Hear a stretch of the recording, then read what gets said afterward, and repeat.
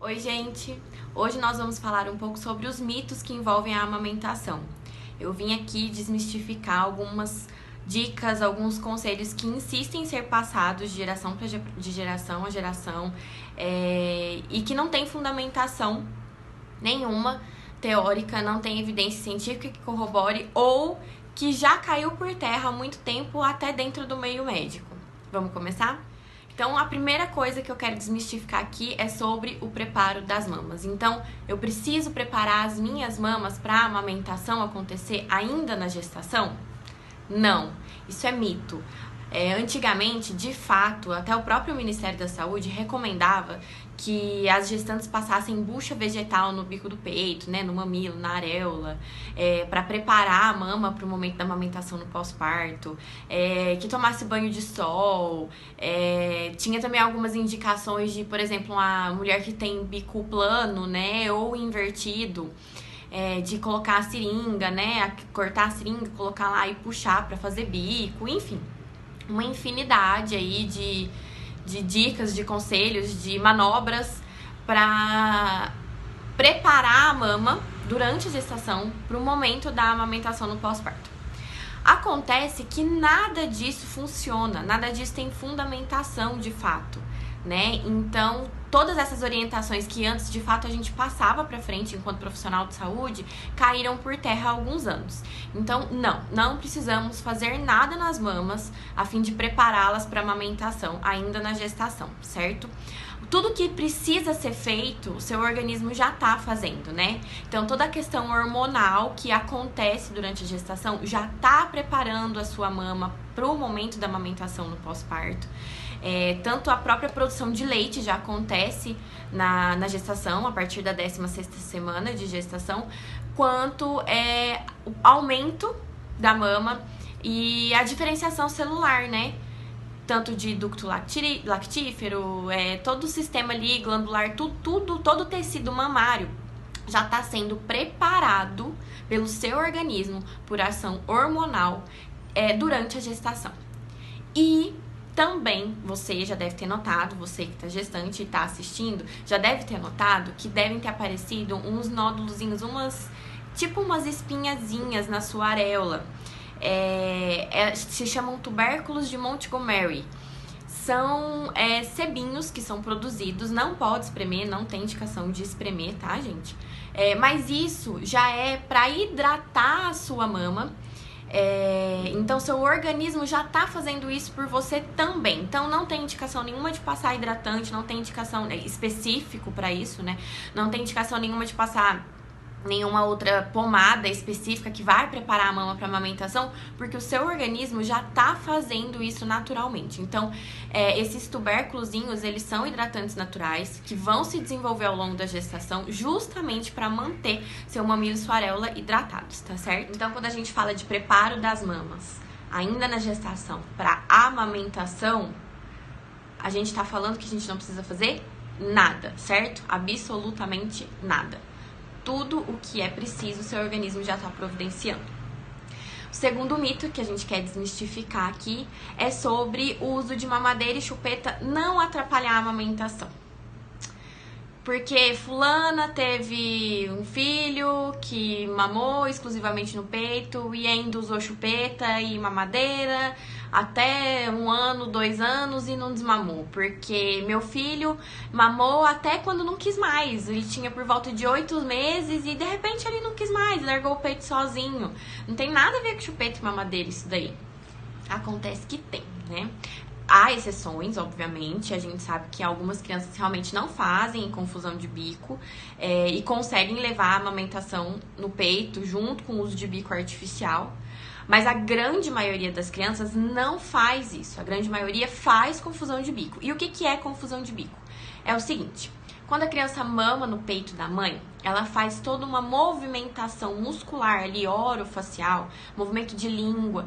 Tudo que ela faz para conseguir tirar o leite da mama é diferente da movimentação que ela faz quando vai sugar um bico artificial, chupeta ou mamadeira. Então, toda essa movimentação é diferenciada. O processo de sucção é diferenciado.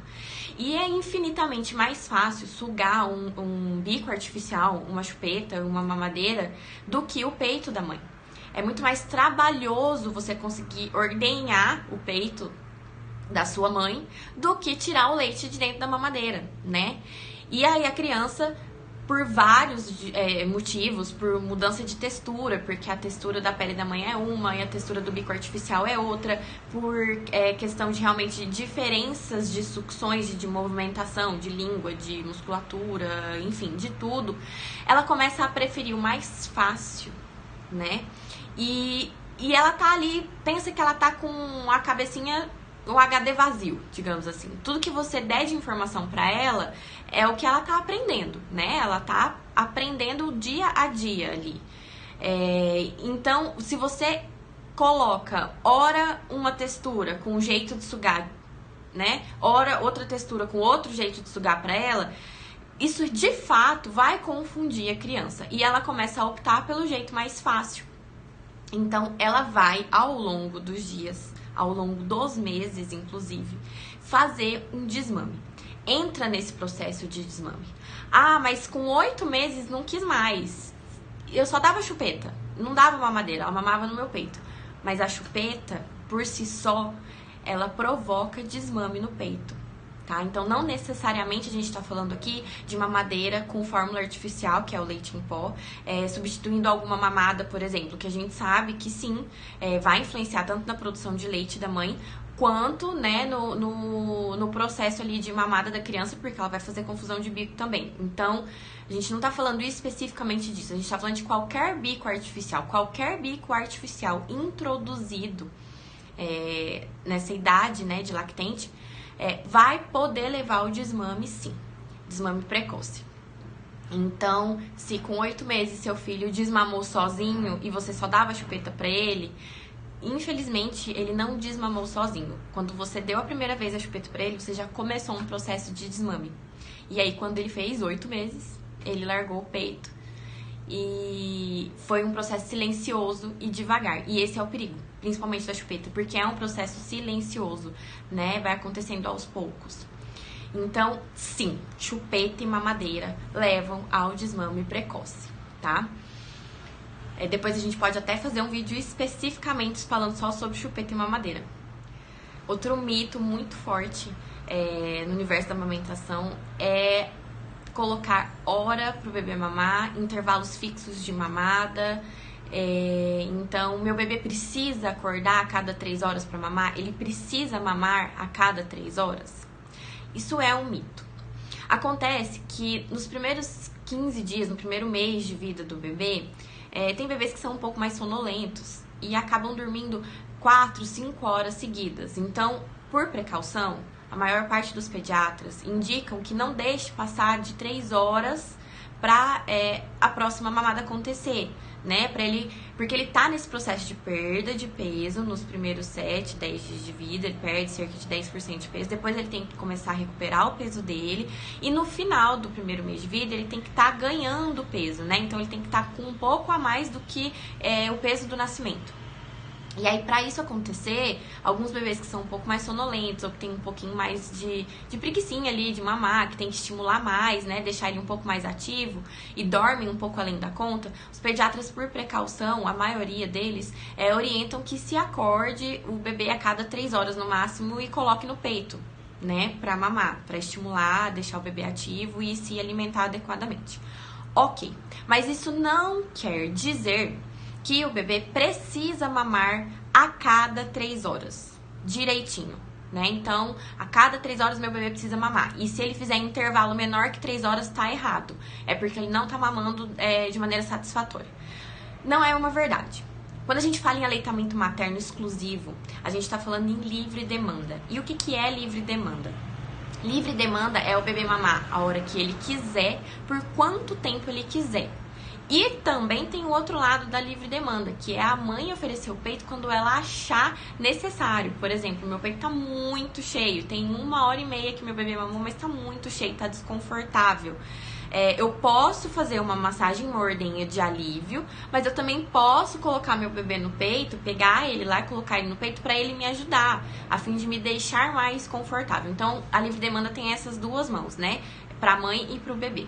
E quando a gente fala livre demanda para o bebê, a gente não pode estabelecer horário fixo de mamada.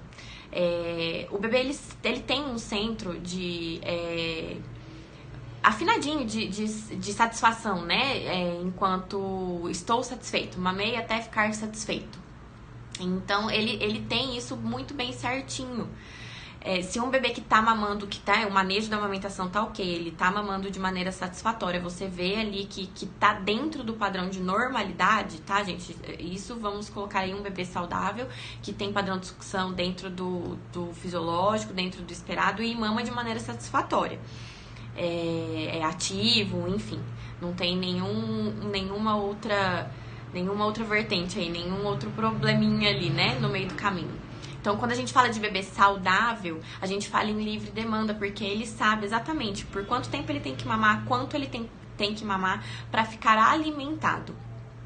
Então, livre demanda é isso. Então, a gente não pode falar em horários fixos de amamentação. A gente tem que, de fato, deixar acontecer naturalmente, confiar no nosso organismo, prestar atenção em alguns sinais do nosso bebê, xixi, cocô, né? Porque não é só peso que determina se o bebê tá mamando satisfatoriamente, é um conjunto de fatores, né? E deixar acontecer naturalmente. Porque se a gente colocar horários fixos de amamentação, intervalos fixos de mamada, tempos de mamada fixo, a gente vai alterar a produção de leite materno e aí sim a gente vai começar a ter um problema. Então, livre demanda é isso. O bebê mamar por quanto tempo ele quiser, quando ele quiser. Desde que esteja tudo ok, né? Dentro do manejo. E a gente não fala também em tempo de mamada mais. Antigamente até se orientava, tem que mamar por 10, 15 minutos cada peito, porque se não mamar por esse tempo, o bebê não vai chegar no leite gordo, que é o leite posterior, e não vai ganhar peso. Isso também caiu por terra. A gente não fala, inclusive era um contrassenso, porque nessa época se falava já em livre demanda, mas se falava que tinha que mamar por um tempo determinado, porque senão não ia chegar no leite gordo e não ia ganhar peso. Um contrassenso, né? A gente sabe que o leite gordo, que é o leite posterior, ele desce junto com o leite anterior, que é o leite mais magrinho, mais rico em água. O que determina a descida do leite posterior e que vai fazer o seu bebê ganhar mais peso é o emocional da mãe, porque é a liberação do hormônio ocitocina. Então, é o hormônio ocitocina que vai ser liberado para a ejeção de leite acontecer. E quando ele é liberado, ele faz uma contração nas células mioepiteliais ali do peito da mãe, do seio materno, e vai liberar a citoplasma da célula pro leite, que é a gordurinha. E aí o leite vai ficar mais rico em gordura, vai passar pro seu bebê e ele vai ganhar peso adequadamente. Só que isso não acontece no final da mamada. Isso acontece durante toda a mamada. Então, depende do emocional da mãe, porque a ocitocina é aquele hormônio do amor, né? Sensação de bem-estar. Então, tem que ser uma amamentação que não seja dolorosa, que seja prazerosa, pra mãe curtir um momento, conseguir liberar adequadamente a ocitocina, o leite ser ejetado de forma adequada. E aí, sim, o bebê tá tomando ali os dois tipos de leite, tanto o anterior quanto o posterior, né? O rico em água e fatores de proteção e o mais rico em gordura. Então, a gente não fala mais de tempo de mamada por causa disso, certo? O leite posterior, mais rico em gordura, desce ao mesmo tempo que desce o leite anterior. Então, seu bebê, se ele mamar 5 minutos ou se ele mamar meia hora e ficar satisfeito, tá tudo ok. Ele não vai perder, nesses 5 minutos que ele fez de mamada, leite posterior, tá bom? Outro mito muito forte que envolve a amamentação e que pra mim, assim, é um dos campeões de palpite errado e que é quando esse palpite entra a fórmula infantil e a mamadeira junto, de que o leite é fraco, né? Seu leite é fraco, não tá sustentando esse menino, porque ele tá chorando de fome. Então, deixa eu contar pra vocês, não existe leite fraco. Todo leite materno é adequado para a alimentação do bebê, certo? O que vai determinar se ele tá mamando satisfatoriamente ou não, são alguns sinais que o bebê vai dar pra gente ao longo dos dias. E é xixi, cocô, o próprio peso, todos os sinais clínicos do bebê, se tá muito irritado, se tá muito sonolento, enfim. Então, toda uma avaliação, né, do bebê, que vai mostrar pra gente se ele tá mamando de maneira satisfatória ou não. E o que envolve mamar de maneira satisfatória ou não é porque o leite é fraco, é o manejo da amamentação. Então, às vezes, é um bebê que não tá ganhando peso, ou é um bebê que tá com dificuldade, né, de ganhar peso, um bebê que tá irritado, que tá fazendo intervalos muito pequenos entre as mamadas e muito irritado, muito choroso. Não é o leite da mãe que tá fraco ou insuficiente na maior parte das vezes. O que tá acontecendo ali é um manejo errado de amamentação. Então, a gente precisa desmistificar que existe leite fraco. Leite materno não é fraco. Todo leite materno é adequado ao bebê, certo? Toda mãe é capaz de produzir um leite de qualidade para o seu bebê. Obviamente, essa mãe tem que ter uma alimentação equilibrada, uma alimentação variada, de comida de verdade, porque tudo que a mãe come passa pro bebê. Então, a gente precisa ter se a gente comer com mais qualidade, a gente vai produzir um leite de mais qualidade, né? Mas existir leite fraco não existe. Isso é um mito, e um mito muito grande, e que geração após geração vai passando isso pra frente. E isso causa muita insegurança nas mães. Porque acontece do bebê estar choroso por algum outro motivo, porque bebês choram por vários motivos, porque eles não sabem falar, eles só sabem chorar. O meio de comunicação do bebê é o choro, então nem sempre vai ser fome. Só que todas as vezes associam a fome. E aí a culpa é de quem? A culpa é do leite materno, né? Se o bebê tá em aleitamento materno exclusivo, automaticamente já colocam a culpa no leite da mãe, porque seu leite tá fraco, esse negócio não tá sustentando esse menino. E aí começa a saga da mamadeira, da fórmula infantil, e tudo que tava ali caminhando pra acontecer de maneira fisiológica, tava dentro da normalidade, às vezes até, cai tudo por água abaixo e a gente interrompe um processo que estava acontecendo e caminhando para ser estabelecido da amamentação, porque entrou com fórmula infantil e mamadeira e pulou mamada, alterou a produção de leite da mãe, enfim. Então, é um mito falar que leite materno é fraco. Leite materno não é fraco. Toda mulher é capaz de produzir leite materno adequado para o seu bebê. A gente precisa avaliar cada caso, ver por que esse bebê às vezes não tá ganhando peso, ou por que esse bebê tá fazendo intervalos muito pequenos, enfim, avaliar ali porque ele tá muito irritado, muito sonolento, e manejar adequadamente a amamentação. Então põe uma coisa aí na sua cabeça: o seu leite não é fraco. O que a gente precisa é só ver o que no manejo da amamentação tá acontecendo para que o seu bebê dê alguns sinais de alerta, tá certo? O quinto mito que eu trago aqui para vocês agora é de não pode dormir no peito porque você tá botando manha nesse menino e dormir no peito faz mal. Então, é um pouquinho mais embaixo esse buraco aí. Dormir no peito, quando a gente fala num bebê que mama exclusivamente leite materno, né, tá em amamentação exclusiva, é natural, é fisiológico, é o esperado. Por quê? Porque é por volta do terceiro, quarto mês de vida que o bebê vai começar a produzir melhor o hormônio do sono, que é a melatonina, né? Até lá, ele produz de maneira muito inadequada esse hormônio, quase não produz. Porque a glândula que produz esse hormônio, que é a glândula pineal, ela ainda está em processo de formação, ela não está completamente madura, completamente formada. Ela termina ali de seu processo de maturação e a gente começa a ver uma resposta melhor de sono infantil a partir do segundo, terceiro ano de vida da criança. Então, você esperar que um recém-nascido durma sozinho, ou que um recém-nascido não associe o sono ao peito, ou o sono à sucção, por exemplo, de alguma outra coisa, vai contra a fisiologia, né? Então, dormir no peito pode? Pode. e deve. E por que eles dormem mais facilmente no peito, inclusive? Porque como é difícil ainda esse processo de produção do hormônio do sono, da melatonina, porque eles ainda estão nesse processo, né, de produzir pouco, a glândula tá em formação, enfim. O que eles recebem desse hormônio vem do leite materno. Então, eles dormem mais facilmente por causa disso no peito. Porque eles estão recebendo esse hormônio através do leite materno da mãe. O processo de sugar leva a calma, a tranquilidade e induz ao sono. E o aconchego, a segurança de estar perto do seu cuidador. Porque o bebê humano, ele não nasce pronto como outros bebês mamíferos, né, de outras espécies.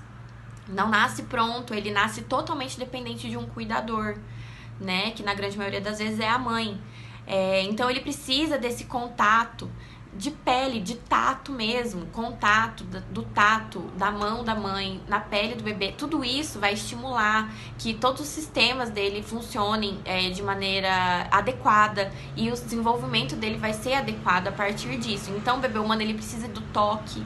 O bebê humano, ele precisa sim, nos primeiros meses de vida principalmente, ser amamentado para dormir melhor, por todas as questões que eu falei anteriormente. E principalmente nos primeiros 3 meses, a gente compreende que seja o período de esterogestação, né? Porque como todo bebê humano não nasce completamente pronto para nascer, a gente considera esses 3 primeiros meses um período da gestação fora da barriga da mãe. Então ele tá terminando, digamos assim, de se desenvolver ali um pouco, terminando de amadurecer a maior parte dos seus sistemas para um bom funcionamento do organismo fora do útero, né, materno. E é justamente o contato direto com o cuidador, o leite materno, a amamentação, enfim, todo esse processo que vai fazer com que ele se desenvolva adequadamente e cresça de maneira saudável. Então, dormir no peito pode e deve, principalmente nos primeiros 3 meses de vida, que é um período de esterogestação, que é um contato mais... que eles têm maior necessidade desse contato. E a amamentação noturna, principalmente, né? Então, durante a noite, inclusive, eles precisam ser amamentados, eles precisam, de fato, mamar. E tem maior concentração do hormônio melatonina no leite da mãe durante a noite, né? Porque tá em circulação no nosso organismo em maior quantidade durante o período noturno, o hormônio. E aí ele passa pro leite, passa pro bebê para ele dormir mais tranquilamente, mais facilmente. Então pode e deve amamentar o bebê para que ele durma. Não existe problema nenhum. Isso não quer dizer que você precise sempre, obrigatoriamente, colocar o bebê no peito para ele dormir. Você pode criar e deve criar outras formas de fazer ele pegar no sono, ninando ele, o pai ninar ele, a avó, enfim. Mas ele dormir no peito não é errado, não tem nada de errado nisso, não tá colocando manha na criança. É um processo fisiológico, natural e orgânico, então fica tranquila que tá tudo dentro da normalidade, tá bom? O 6º mito, muito também falado e muito aconselhado, é de ter que dar os 2 peitos a cada mamada. Precisa dar os 2 peitos a cada mamada? Toda vez que meu bebê for mamar, eu preciso dar primeiro um, depois o outro? Não precisa. Você vai observar os sinais de saciedade do seu bebê. Se ele mamou um peito, ficou satisfeito, soltou o peito sozinho e adormeceu, você não precisa acordar ele e trocar de peito, tá? Agora, se ele mamou um peito, quase pegando no sono, começou a mostrar irritabilidade, você percebeu que ele não estava satisfeito, que ele queria mamar um pouquinho mais, aí sim você pode trocar, colocar ele no outro peito, ele termina a mamada e dorme tranquilamente. Então, quem vai te mostrar se precisa de 1 ou 2 peitos vai ser o seu bebê. E é um processo de conhecimento, né? Vocês vão se conhecer, ao longo dos dias você vai percebendo os sinais que ele vai te dando, e aí você vai organizando conforme a necessidade de vocês dois. Mas não precisa obrigatoriamente dar os 2 peitos em todas as mamadas, tá bom? E o último mito, o 7º mito, que também é muito difundido, muito falado, é de que o tamanho do peito vai determinar o tamanho da produção de leite dessa mãe. Então, peito pequeno não produz leite, o que produz leite é peito grande. Isso é um mito, não é verdade, tá? Qualquer tamanho de peito é capaz de produzir leite suficiente para a demanda do bebê daquela mulher. Porque o que determina tamanho de mama não é tecido glandular, né? E tecido glandular é o que faz o leite ser produzido. O que determina tamanho de mama é tecido adiposo, é gordura, tá? A gordura não produz leite, o que produz leite é glândula. Então, se a gente não tem uma estrutura ali mexida, por exemplo, uma mulher com histórico de mamoplastia redutora, que tirou mama, né? Se a gente tem um tecido íntegro, se a gente tem uma mama íntegra, com todas as suas estruturas que nunca foi mexida, independente do tamanho que ela seja, ela vai produzir leite suficiente pro bebê dela, tá? De acordo com a demanda do bebê dela. E por isso é tão importante a gente falar de livre demanda, porque é a livre demanda que vai organizar a produção de leite da mulher, tá? Por isso é tão importante a gente não falar de horários estabelecidos de mamada, intervalos fixos de mamada, tempo fixo de mamada. É a livre demanda que vai fazer seu organismo entender quanto ele precisa produzir de leite para aquele bebê que tá mamando ali. Tá? E por volta mais ou menos do 3º mês de vida do seu bebê, você vai perceber que o seu organismo ficou afinadinho com a demanda do seu bebê. Então, é aí que acontece mais ou menos, né, para a maior parte das mulheres, às vezes pode ser um pouco antes, às vezes pode ser um pouco depois, mas para a maior parte das mulheres é a partir do 3º mês que a gente consegue estabelecer produção de leite com demanda de bebê, de maneira afiadinha, né? Seu organismo já vai saber exatamente o quanto produzir para o seu bebê. Tá certo? Então, tamanho de mama não determina se produção de leite é adequada ou não, tá bom? E eu espero ter ajudado vocês um pouco com esse vídeo. São 7 mitos ao todo que eu trouxe aqui. Eu dei uma peneiradinha, peguei os principais ali. Depois eu posso até fazer uns vídeos aprofundando em cada um deles. Mas esses 7 mitos são os que mais me preocupam e o que eu mais vejo ali no meu dia a dia de atendimento que se repetem, né? Que vão passando pra frente. Aí são informações erradas que insistem em passar pra frente. Alguns caíram por terra e que realmente antes eram orientados pela equipe de saúde, e outros que nunca tiveram nem fundamentação teórica nenhuma. Espero poder ter ajudado um pouquinho vocês e até a próxima.